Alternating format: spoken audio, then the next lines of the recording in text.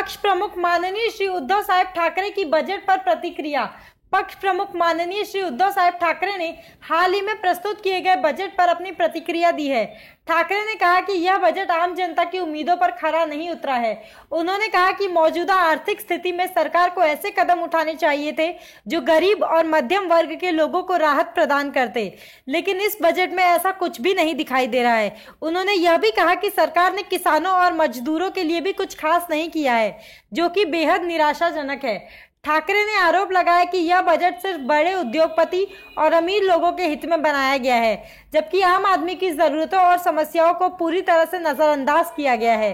श्री उद्धव ठाकरे ने कहा कि उनकी पार्टी इस बजट के खिलाफ जनता के बीच आएगी और उनके अधिकारों की लड़ाई लड़ेगी। उन्होंने कहा कि सरकार को जनहित के मुद्दों पर गंभीरता से विचार करना चाहिए और ऐसी नीतियां बनानी चाहिए जो सभी वर्गों के लोगों को लाभ पहुंचाए। हे आता उघड झालेलं आहे, ज्याबद्दल मी सभागृहात जाण्यापूर्वी आपल्याशी बोललो की आता महाराष्ट्र हा गुजरातच्या पाठी गेलेला आहे। यांचा प्रयत्न हाच आहे की काहीतरी धूळफेक करायची, जनतेला फसवायचं, रेटून खोटं बोलायचं आणि पुन्हा सरकार आणून महाराष्ट्र लुबाडायला सुरुवात करायची। अनेकदा आपल्याला कल्पना असेल की निवडणूक आल्यानंतर अशा काही घोषणा केल्या जातात।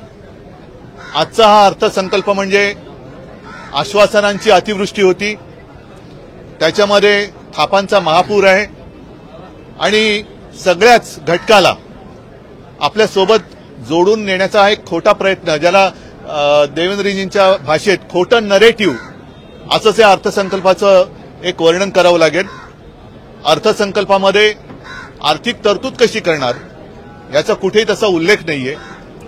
माझी तर मागणी आहे किंवा आमच्या महाविकास आघाडीची मागणी अशी आहे की आजपर्यंत त्यांनी ज्या काही घोषणा केल्या गेल्या 2 वर्षात, त्यापैकी खरोखर किती अंमलात आल्या याच्याबद्दल एक तज्ज्ञांची कमिटी नेमून निवडणुकीपूर्वी श्वेतपत्रिका जाहीर करावी। अनेक योजना अशा आहेत की ज्या घोषित झाल्या परंतु प्रत्यक्षात आलेल्या नाहीयेत। या अर्थसंकल्पाचं वैशिष्ट्य म्हणजे महिलांना जरा थोडासा एक मतदानात आपल्या बाजूला करून घेण्याचा एक प्रयत्न, केविलवाणा प्रयत्न केलेला दिसतोय। मी आधीच म्हटलं होतं की महिलांसाठी लाडकी लेक किंवा लाडकी बहीण ही योजना आणत असेल तर जरूर आणा, आम्ही स्वागत करतो, पण मुलगा आणि मुलगी असा भेदभाव करू नका। मुलींसाठी काही आणत असाल तर मुलांसाठी आणा, त्याच्याबद्दल कुठे तशी काही वाच्यता नाही आहे। माता भगिनींना तुम्ही हे जे काही देत आहात जरूर द्या, पण त्याच वेळेला परत एकदा सांगेन की आज राज्यामध्ये हजारो तरुण बेकार असताना घरी गेल्यानंतर ती माता भगिनी त्याला काय उत्तर देणार, या प्रश्नाचं उत्तर या अर्थसंकल्पात कुठेही दिसत नाही। म्हणजेच काय की रोजगार वाढीसाठी कुठेही उपाययोजना नाहीत, जे काय आहे ते रेटून न्यायचं।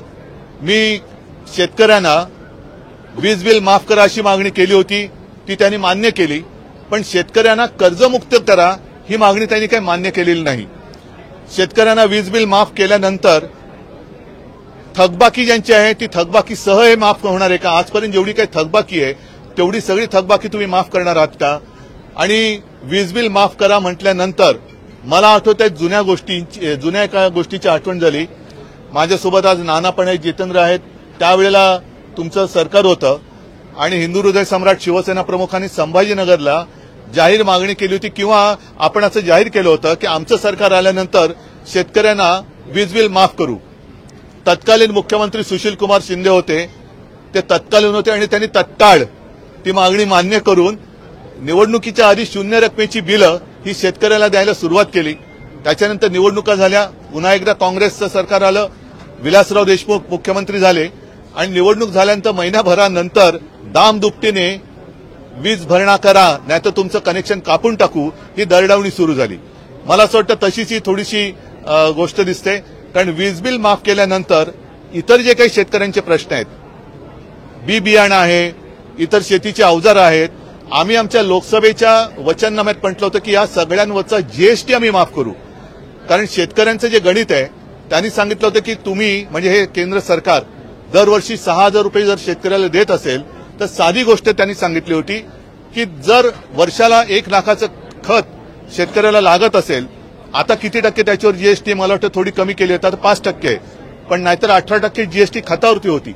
म्हणजे काय, 1 लाखाचं खत विकत घेतलं तर 18,000 रुपये त्या खतापोटीच खताच्या रकमेतूनच सरकारकडे जमा होतात आणि 18,000 कोटीतून 6,000 कोटी तुम्ही देणार, म्हणजे 12,000 हे आमचेच तुमच्याकडे बाकी आहेत. असे सगळ्यांवरती म्हणजे बी बियाणे असेल, खतं आहेत, काही जंतुनाशक फवारण्या आहेत, त्याच्यानंतर कृषी पंप आहेत, ही सगळी म्हणजे शेतकऱ्याला एका बाजूने लुटायचं आणि दुसऱ्या बाजूने उदारपणाचा आव आणायचा, हा सगळा आव, हे सगळं ढोंग हे शेतकरी भोगतायत.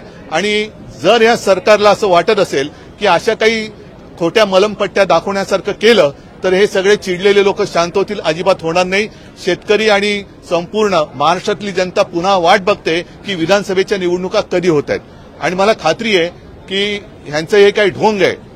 आपण दरवेळेला असं म्हणतो ना की लबाडा घरचं अवतण, जेवल्याशिवाय खरं मानायचं नाही, तर हे लबाडा घरचं अवतण आहे. या खोट्या गोष्टी आहेत आणि या सगळ्या थापा, जसं अच्छे दिन आएंगे, 15 लाख रुपये येतील, आता कोणी त्याच्याबद्दल बोलत नाही. तसं निवडणूक झाल्यानंतर हे सांगतील, हे तर जुमले होते. माझं तर मत आहे की अर्थसंकल्प आहे का जुमला संकल्प आहे.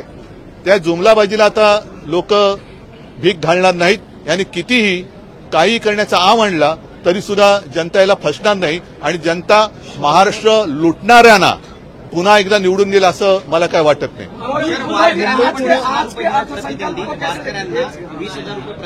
हो, त्यांनी वारकऱ्यांची, मी म्हणेन वारकऱ्यांचा अपमान आहे. कारण ही संत परंपरा ही अत्यंत निस्पृहपणे आपण जर का, कारण मी ती वारी एरियल फोटोग्राफी करताना पण पाहिले, प्रत्यक्ष वारीत चाललो पण आहे. त्यांच्याकडे त्यांचं सामान असं काही नसतं, देहभान हरपून ते विठू नामाचा गजर करत जात असतं. त्यांना पैशांनी काही देणं घेणं नसतं. पण आता ती सुद्धा विकत घेण्याची परंपरा हे सुरू करते की काय, कारण 1000 वर्षांची ही परंपरा आहे, 700-800 ते 1000 वर्षाची. आजपर्यंत त्यांना कुठेही तशी काही कोणी गरज लागली, कारण त्यांचं सगळं काय असतं तो विठुराय आहे. म्हणजे अनेक वारकरी हजारो लाखोच्या संख्येने तिकडे जातात. मंदिरात त्यांना प्रवेश मिळत पण नाही, कारण एवढी गर्दी असते की मंदिराजवळ पण ते जाऊ शकत नाही. पण त्या मंदिराचा कळस बघून त्याच्यात ते आयुष्य सार्थकी लागलं असं मानतात. त्यांना तुम्ही पैशाचा लोभ दाखवू शकत नाही. एक गोष्ट अशी आहे, मला वाटतं ते आणखीन कुठलं ते अल्पसंख्याकांचं मौलाना आझाद, त्याची तरतूद वाढवली. म्हणजे या सरकारने आता हिंदुत्व सोडलं का? या सरकारने हिंदुत्व का सोडलं? निवडणुका तोंडावर आल्या म्हणून या सरकारने हिंदुत्व सोडलंय का? त्याची तरतूद त्यांनी वाढवली, मग यांनी सुद्धा हिंदुत्व सोडले.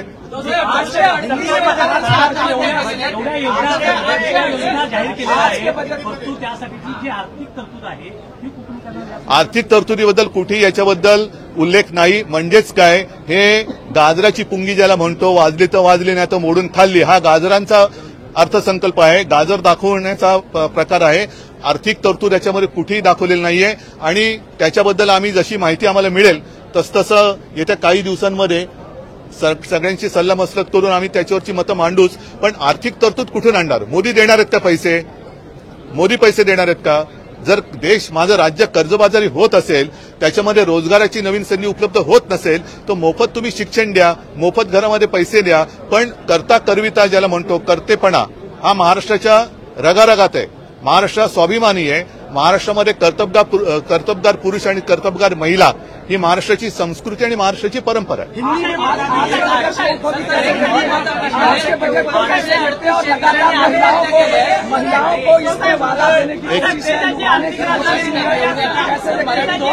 एक मिनिट, एक मराठी पूर्ण करतो.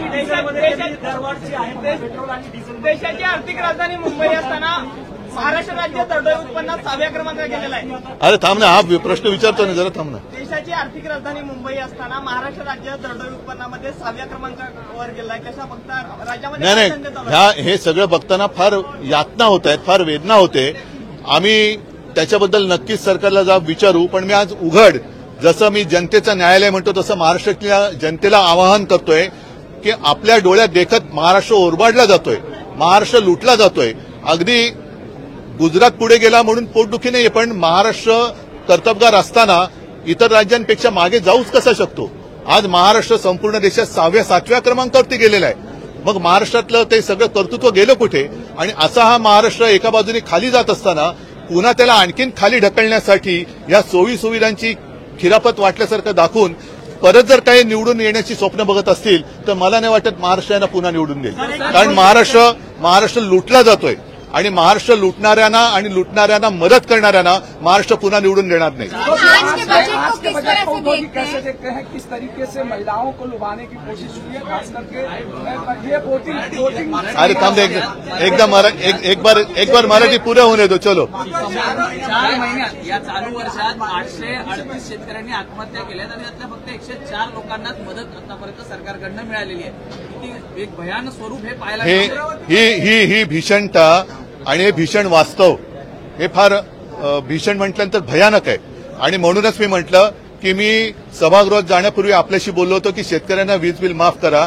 त्यांनी ते वीज बिल माफ केल्यासारखं दाखवलंय, पण किती काळ राहणार आहे, थकबाकीचं काय होणार आहे? आणि ज्यांनी आजपर्यंत आत्महत्या केले त्यांची घरं उजाड पडलेत. या शेतकऱ्यांना आपत्कालीन मदत ही पोचलेली नाहीये. पंचनाम्यांची थोतांड आणि पंचनाम्यांची नाटकं झाली पण मदत काही पोचत नाही.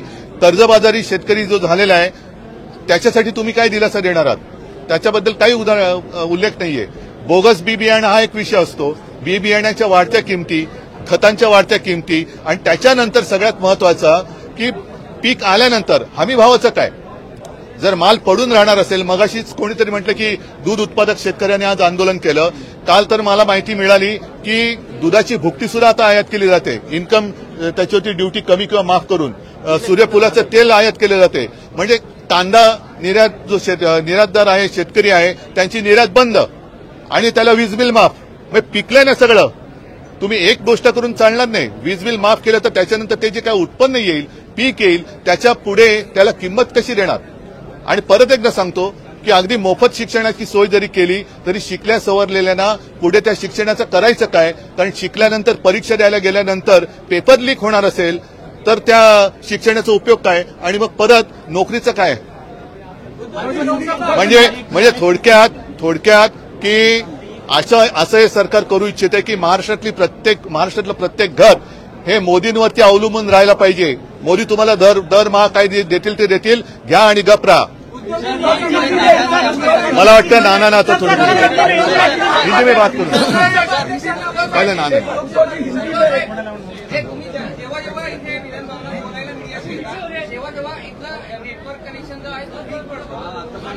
मग आत्ताचं गेलेलं फुकट गेलं. आता बोलेलं फुकट गेले का? ठीक आहे, आमचं नेटवर्क महाराष्ट्रामधलं पक्का आहे. त्या नेटवर्कनी या महायुती सरकारला लोकसभेत हिसका दाखवलेला आहे.